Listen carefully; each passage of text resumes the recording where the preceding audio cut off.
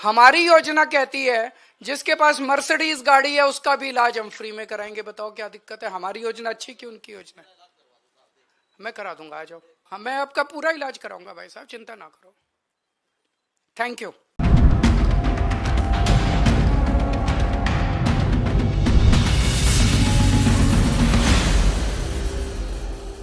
नमस्कार, मैं आनंद कुमार झा और आप देख रहे हैं तीखा सवाल। आप लोगों से रिक्वेस्ट है कि इस वीडियो को अंत तक देखिए, पूरा देखिए, मेरे इस वीडियो को लाइक करिए और मेरे इस चैनल को सब्सक्राइब करिए। आप लोगों का सहयोग बहुत ज़रूरी है। अगर आपको मेरा ये कंटेंट पसंद आता है तो कुछ कमेंट भी करिए। लेकिन मैं आपसे एक बात करेंगे अरविंद केजरीवाल की। अरविंद केजरीवाल का मुंह सूख गया।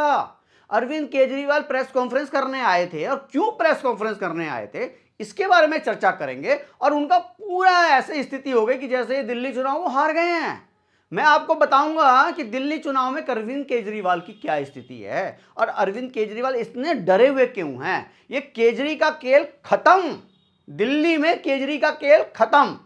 अभी एक महीने से केजरीवाल नैरेटिव बनाने में लगे हुए थे। कभी ये अपराध पे जाते थे, कभी अमित शाह को घेरते थे, कभी मोदी को घेरते थे, कभी दिल्ली वालों को घेरते थे और तरह तरह के अनाउंस कर दिए उन्होंने। कभी 2100 रुपये, कभी ये दूंगा, कभी वो दूंगा, कभी इसको ले लो, कभी उसको ले लो। लेकिन आज सारा नैरेटिव नरेंद्र मोदी ने फेल कर दिया। आज अरविंद केजरीवाल को ऐसा एक्सपोज किया और अरविंद केजरीवाल को बिना नाम लिए, ये मोदी जी की देखिए खासियत है, बिना नाम लिए केजरीवाल को नंगा कर दिया भाई। अरविंद केजरीवाल की पार्टी और आम आदमी पार्टी को आपदा की पार्टी बता दिया और नारा लोगों से लगवाया कि आपदा जाएगा और बीजेपी आएगा। ये स्थिति तब आई है जब आज अरविंद केजरीवाल के बारे में जब नरेंद्र मोदी इतना कुछ बोला उन्होंने, उससे पहले मोदी जी ने 1675 फ्लैट जहां झुग्गी वहां मकान के तहत उन गरीब लोगों के लिए मकान दिए, उन्होंने चाबियां दी। उसके बाद लोगों से संबोधित किया और लोगों के जब संबोधित किया तो अरविंद केजरीवाल और आम आदमी पार्टी पूरे निशाने पे थी। और अरविंद केजरीवाल के बारे में, शीश महल के बारे में, दिल्ली में जो स्थिति है रोडों की, इसके बारे में, पॉल्यूशन के बारे में, यमुना के बारे में, ऐसी कोई सब्जेक्ट नहीं बचा जिस पे नरेंद्र मोदी ने केजरीवाल को बुरी तरीके से एक्सपोज नहीं किया। 2 घंटे के बाद जब अरविंद केजरीवाल प्रेस कॉन्फ्रेंस करने के लिए आए तो वो बीजेपी का मैनिफेस्टो लेके आए जो 2020 में बीजेपी लेके आई थी। ये कितना मूर्ख आदमी है यार ये। या तो ये लोगों को मूर्ख समझता है या वाकई ये बहुत ही मूर्ख आदमी है भाई। बीजेपी का मैनिफेस्टो लाके और बीजेपी के जो वादे थे वो पढ़ रहे हैं उसमें। अब मुझे ये समझ में नहीं आ रहा कि जब बीजेपी की सरकार बनी नहीं तो उस मैनिफेस्टो का क्या मतलब।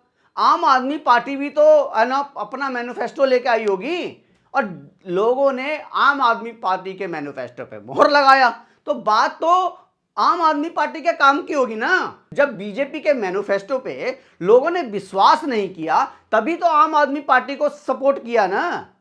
लेकिन मैं आपको बता रहा हूं ये आदमी देखिए फ्रॉड तो है ही, झूठा है, बेईमान है और ये अपने आप ही एक्सपोज हो जाता है।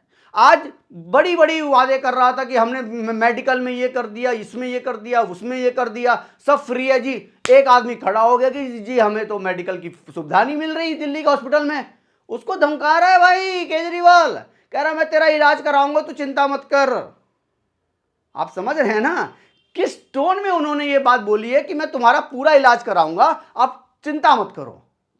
उस बेचारे का कैसा इलाज हो रहा होगा मुझे इसका डर लग रहा है, क्योंकि ये पहले भी लोगों का ऐसे ही इलाज करा चुका है। पंजाब की पुलिस बुला लेता था, जो भी इसके खिलाफ कुछ बोले वो पंजाब की पुलिस आती थी और उसको पकड़ के ले जाती थी।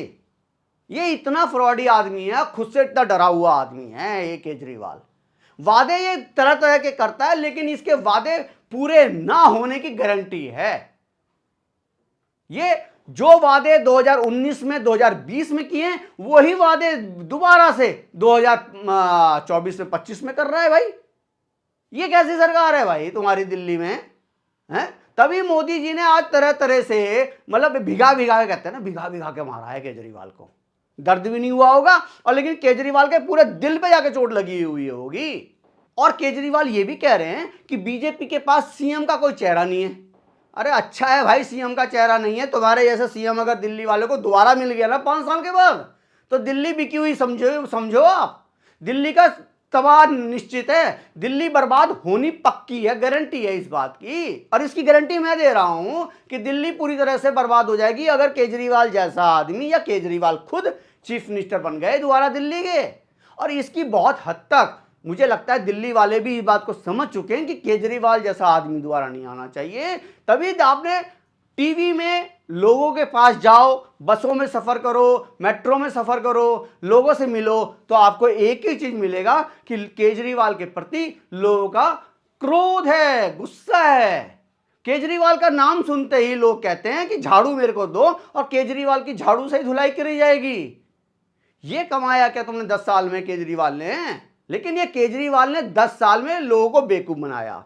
देखिए 2013 में ये अन्ना की गोद में खेले और अन्ना ने के कंधे पे चढ़ के चीफ मिनिस्टर कांग्रेस के सहयोग से बन गए। झूठे प्रॉमिसेस किए, लोगों ने इस पे विश्वास किया, और 2015 में प्रचंड जो है ना, प्रचंड बहुमत मिली। 70 में से 67 सीटें उनको मिली।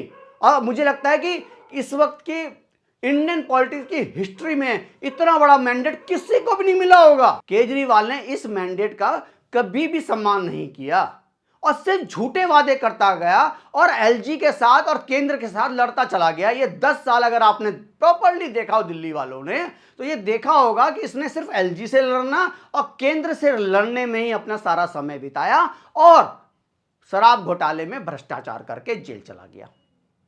अब इसको ऐसी स्थिति आ गई है कि अब ये अपने आप को कह तो रहा है कि चीफ मिनिस्टर मैं बनूंगा, लेकिन बनेगा कैसे जब वो उस ऑफिस में नहीं जा सकता। सुप्रीम कोर्ट का ऑर्डर है, बेल देते हुए सुप्रीम कोर्ट ने नियम बनाए हैं ये कि ये सुप्रीम कोर्ट का ऑर्डर है कि ये चीफ मिनिस्टर बनता है अगर, तो ये चीफ मिनिस्टर के ऑफिस नहीं जा सकता, ये चीफ मिनिस्टर बनते हुए किसी भी फाइल को साइन नहीं कर सकता। तो ऐसा चीफ मिनिस्टर बनके क्या होगा? तभी तो इसने इस्तीफा दिया और अपना डुप्लीकेट चीफ मिनिस्टर एक बना के छोड़ दिया है। उस औरत को, उस लेडी का इतना अपमान हो रहा है, महिला अपमान। आप ये समझिए कि उसको बोलने की इजाजत नहीं है और उसको उसी के सामने डराता है कि इस बार जो है जेल जाएगी आतिशी। अगर सोचिए आपके सामने ही आपका लीडर बोले कि आप जेल चले जाओगे, उसके मोराल पे कैसा असर पड़ेगा। और यही असर मुझे लगता है केजरीवाल ने, मनीष सिसोदिया भी आप देखिए डरे डरे से गायब हैं। उनको पता है मनीष सिसोदिया को, भाई इस आदमी ने तो बिल्कुल मुझे कहीं का नहीं छोड़ा। लेकिन क्या बनाया? बनाया भी तो मनीष सिसोदिया को बनाया किसने? केजरीवाल ने। मनीष सिसोदिया को, आतिशी को बनाया किसने? केजरीवाल ने। तो इसकी ये बातें सुननी पड़ रही हैं, लेकिन डर तो लगता ही है यार कि कहीं ऐसा ना हो कि जेल चले जाऊं मैं भी। आतिशी को बोलने नहीं दिया जा रहा। ये फ्रॉड है, ये बेईमान है, ये चीटर है, ये झूठे वादे करता है और मुझे नहीं लगता ये कोई भी वादे पूरे करने वाला है। ये अब सोमवार को इलेक्शन अनाउंस हो जाएगा या मंगलवार को चुनाव अनाउंस होते ही, आचार संहिता लगते ही बीजेपी अपने फुल फॉर्म में आ जाएगी। और जैसे ही बीजेपी फुल फॉर्म में आएगी, अगर बीजेपी नैरेटिव देती है और केजरीवाल उसके इशारे से काम करने लग जाते हैं और मीडिया में उस हिसाब से चलने लग जाते हैं, तो ये यकीन मानिए कि अरविंद केजरीवाल की हार निश्चित है। इस बार अरविंद केजरीवाल को कोई बचा नहीं पाएगा। और मैं जाते जाते अपना प्रेडिक्शन दे देता हूं, मैं जाते जाते अपना प्रेडिक्शन भी दे देता हूं कि इस बार क्या स्थिति होने वाली है दिल्ली चुनाव में। इस बार दिल्ली चुनाव में बीजेपी की 40 सीटें, आम आदमी पार्टी की 25 सीटें और कांग्रेस की 5 सीटें। कांग्रेस इस बार अच्छा करेगी और जैसे ही कांग्रेस अच्छा करेगी, आम आदमी पार्टी का पतन निश्चित है। आम आदमी पार्टी बिल्कुल धरातल पर पहुंच जाएगी।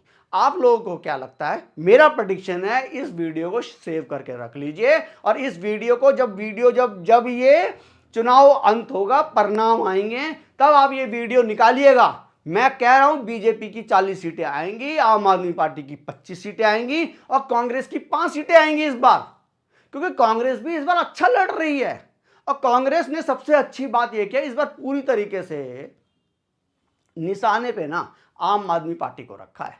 आम आदमी पार्टी को, अरविंद केजरीवाल को पूरी तरीके से एक्सपोज करने में लगी हुई है। कांग्रेस इस बार वो बीजेपी से नहीं लड़ रही, इस बार वो आम आदमी पार्टी से लड़ रही है। और जहां ये आम आदमी पार्टी के सपोर्टर, आम आदमी के जो वोटर्स हैं, वो कांग्रेस की तरफ गए नहीं, आम आदमी का दी एंड कांग्रेस पार्टी जीतेगी और आम आदमी पार्टी खत्म हो जाएगी।